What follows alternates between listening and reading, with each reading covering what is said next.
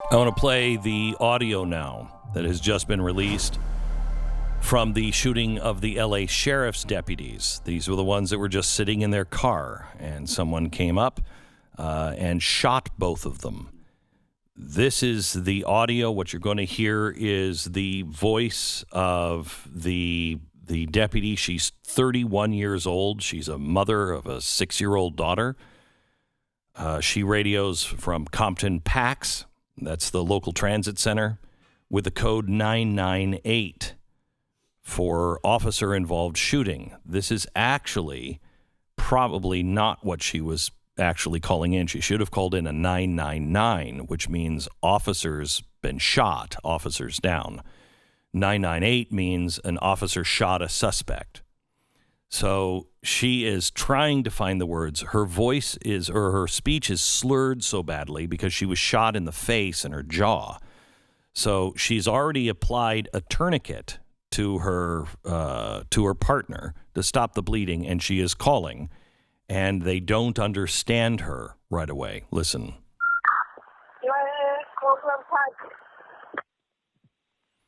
602 Frank, yes, traffic?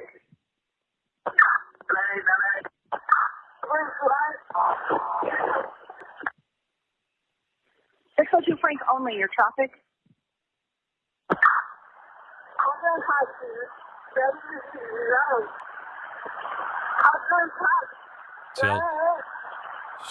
She's trying to say Compton hack 998, and she's hard to understand. 602 Frank, I can't copy you.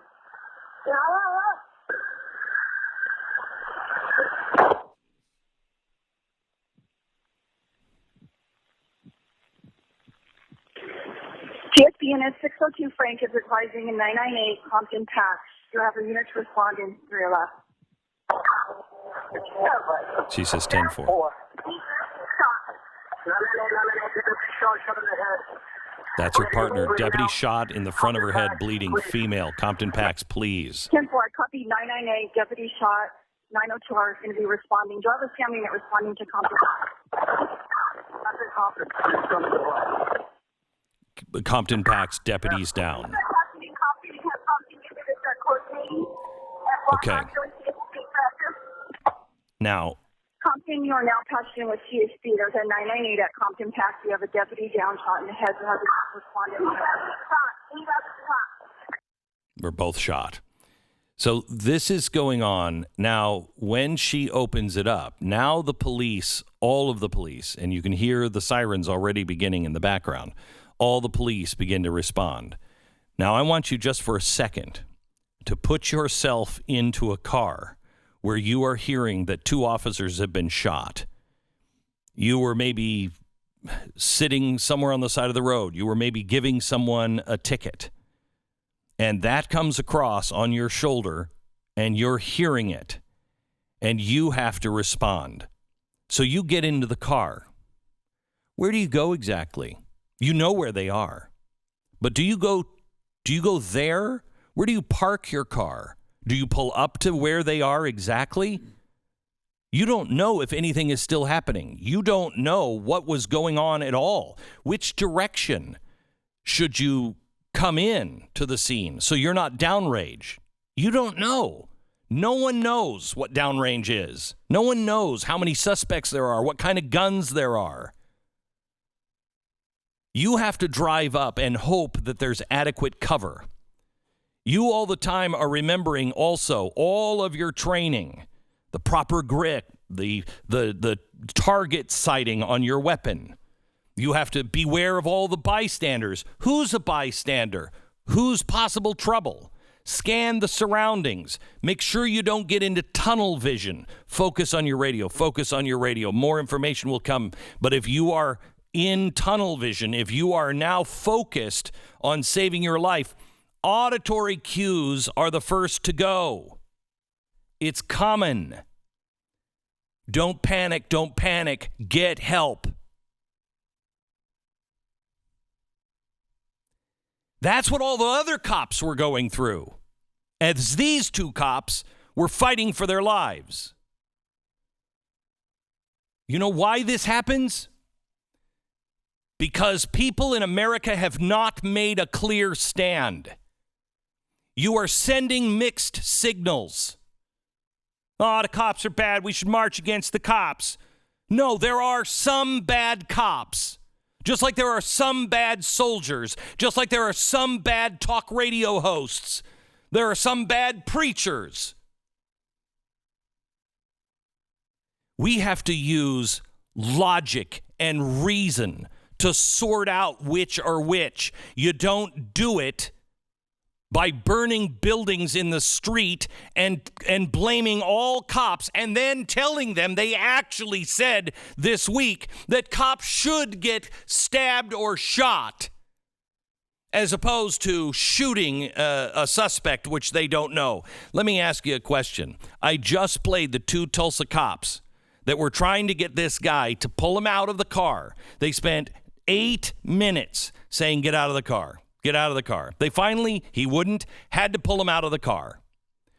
You see in the footage of the body cam, you see him leaning back into the car. Was he grabbing a gun? Because suddenly he had a gun and he shot and killed one of the cops. So who was right? Was it right when they shot the guy who had a warrant out for his arrest, who said he had a knife, who was going into the car, was reaching for a gun, and they shot and killed him? Because he's dead. So was that right, or were these officers right, who didn't pull a gun? Even when he was reaching for something, they didn't pull their gun. They're just trying to wrestle him. And now one of them is dead. Which one was right, America? I have my opinion. But if you're saying that the cop in the first scenario was wrong and the cops in the second scenario were right, you don't know what you're talking about. You are not taking yourself into consideration. The struggle for life itself is a hard instinct to overcome. And when you feel in danger and you can do something about it, you do. And quite honestly, I will give our cops the benefit of the doubt every time like that. Not when they're doing something wrong, not when they're doing something based on race, not when they're breaking the law or the Constitution, none of that stuff. And every American is with me on that. Stop pretending we're not. America, you are being set up for a revolution. And this revolution is coming within weeks. It is coming at the election. Everything you know and hold dear, every right that you have, every bit and ounce of security that you feel you have could be gone by the end of the year. It definitely will be in jeopardy. You have to know what they want you to do. They wanted this chaos. And where are all the black people that are protesting for Black Lives Matter? Have you noticed it's mainly white kids? Have you noticed it's a bunch of rich, spoiled, white brats? Have you noticed they're only doing it to old people in the inner city? They're doing it to families, people that are afraid in the inner city because they can't have a gun. You notice they haven't done it to farmers yet. Oh, they will. Oh, they will. They haven't done it to people who will say, to hell with you. Get off my land. And they will not spend 8 minutes like the cops will, saying, get off my land, get off my land. You got a choice, get off my land. If you are threatening their family and you're on their land, they will shoot you. And you know what'll stop? Your cute little riots to overthrow everything that man has worked for from the beginning of time. We don't have a perfect state. We don't have a perfect nation. We gathered together under a constitution that says we are striving for a more perfect nation. What you're doing is destroying everything, and you're destroying our culture. Do you know that 20% of churches will never open again? 20% of churches will not open again.